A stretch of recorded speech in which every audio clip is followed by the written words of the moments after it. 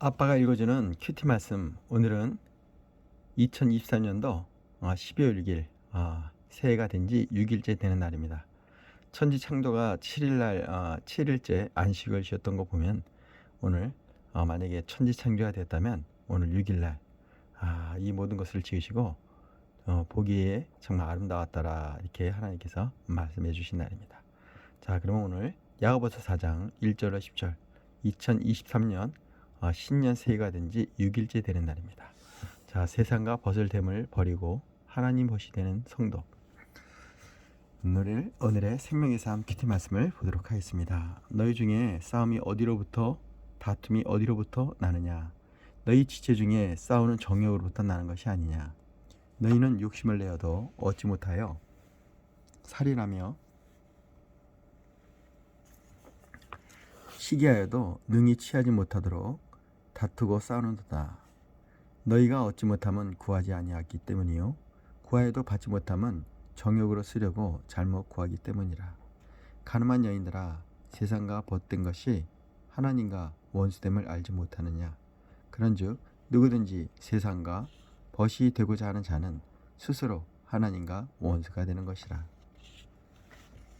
원수가 되는 것이니라. 너희는 하나님이 우리 속에 거하게 하신 성령이 시기하기까지 사모하신다는 말을 헛된 줄로 생각하느냐?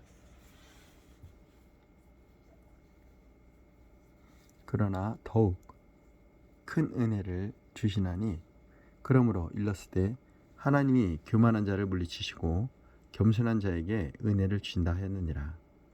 그런즉 너희는 하나님께 복종할지어다. 마귀를 대적하라. 그리하면 너희를 피하리라. 하나님을 가까이 하라. 그리하면 너희를 가까이 하시리라. 죄인들아, 손을 깨끗이 하라. 두 마음을 품은 자들아, 마음을 정결하게 하라. 슬퍼하며 애통하며 울지어다. 너희 웃음을 애통으로, 너희 즐거움을 근심으로 바꿀지어다. 주 앞에서 낮추라. 그리하면 주께서 너희를 높이시리라. 자, 오늘의 말씀 요약입니다. 싸움과 다툼은 정욕에서 나오며 우리가 구해도 받지 못함은 정욕으로 잘못 구하기 때문입니다. 세상과 벗이 되고자 하는 자는 하나님과 원수가 됩니다. 하나님께 복종하고 마귀를 대적하며 손과 마음을 성결하게 해야 합니다. 슬퍼하고 애통하며 주님 앞에서 낮추면 주님이 높이실 것입니다. 자, 생명의 삶 저자의 깊은 묵상입니다. 자, 다툼의 원인 야고보서 4장 1절 5절입니다. 공동체의 갈등과 분쟁의 배후에는 인간의 욕심과 마귀의 역사가 있습니다. 야고보는 예수 그리스도의 몸인 교회에서 다툼이 일어나는 원인으로 정욕을 지목합니다. 정욕에 해당하는 헬라어는 육신을 기쁘게 하는 것이라는 뜻입니다. 공동체의 다툼은 하나님의 영광을 구하기보다 명예나 권력 등을 통해 자신의 육신을 기쁘게 하려는 정욕에서 시작됩니다. 정욕에 매인 사람은 어떤 수를 써도 얻지 못합니다. 잘못된 도기로 구하기 때문입니다. 야고보는 이를 세상과 벗된 가늠한 여인들이라고 말합니다. 세상과 벗된 것은 하나님과 원수되는 것입니다.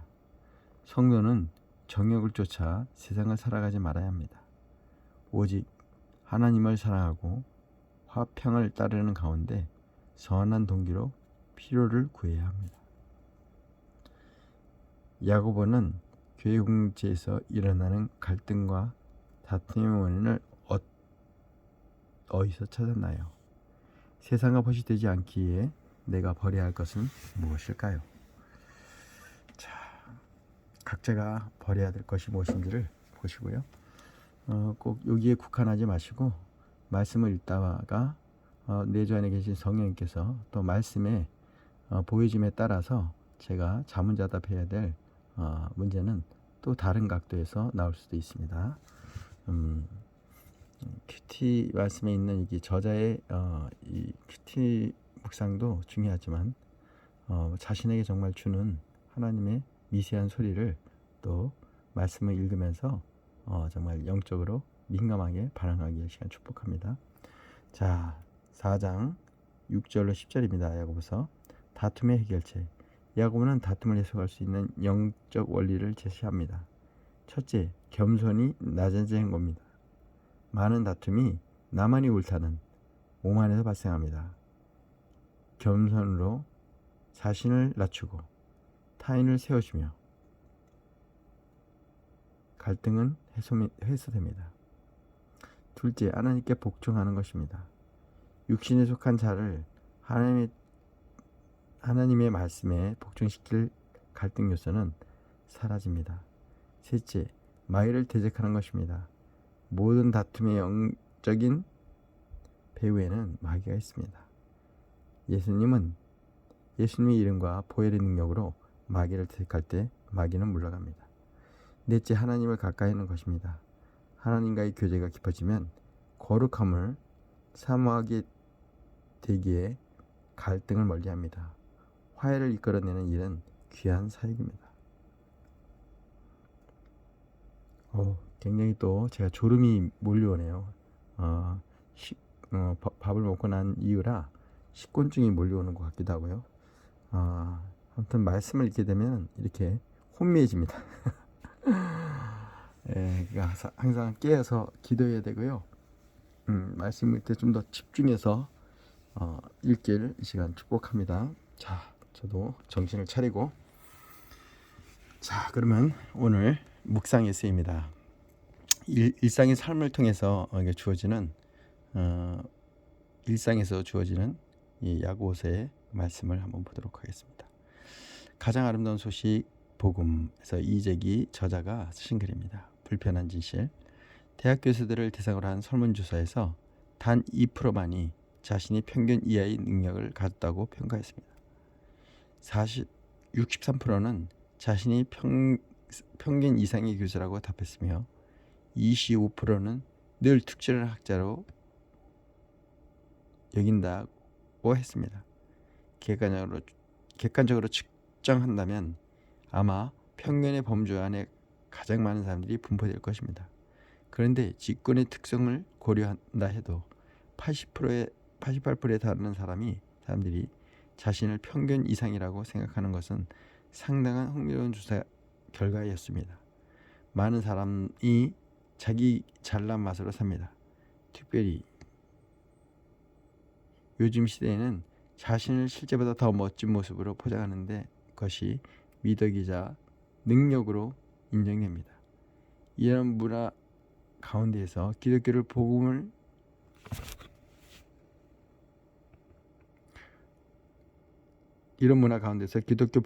불편한 진실을 말해줍니다.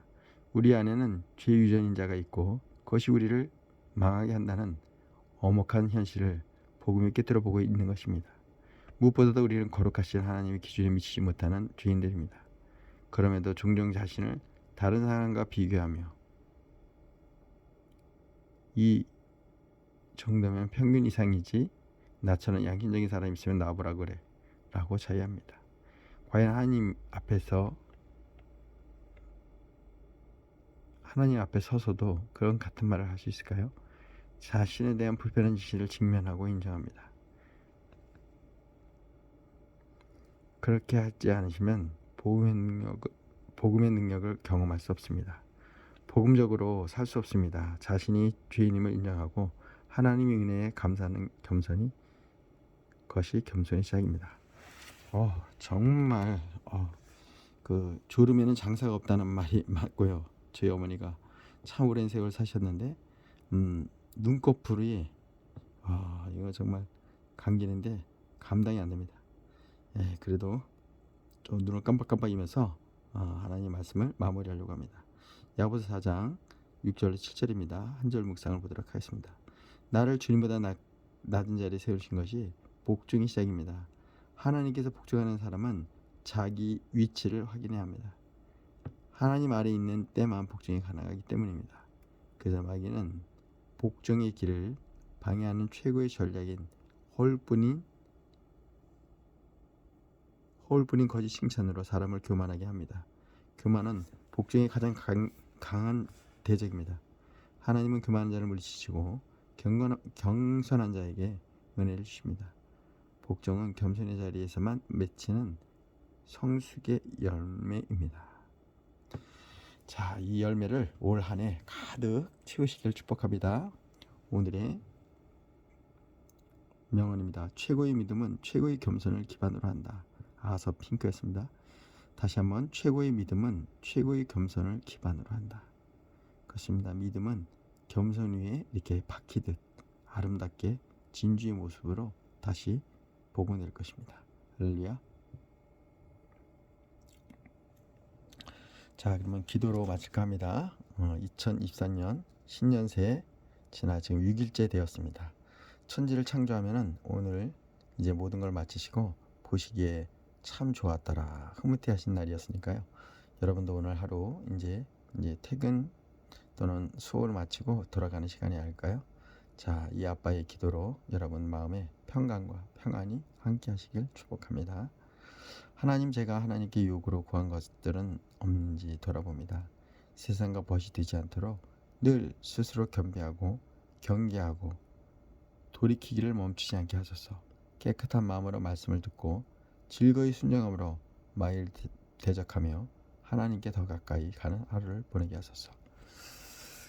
자, 그러면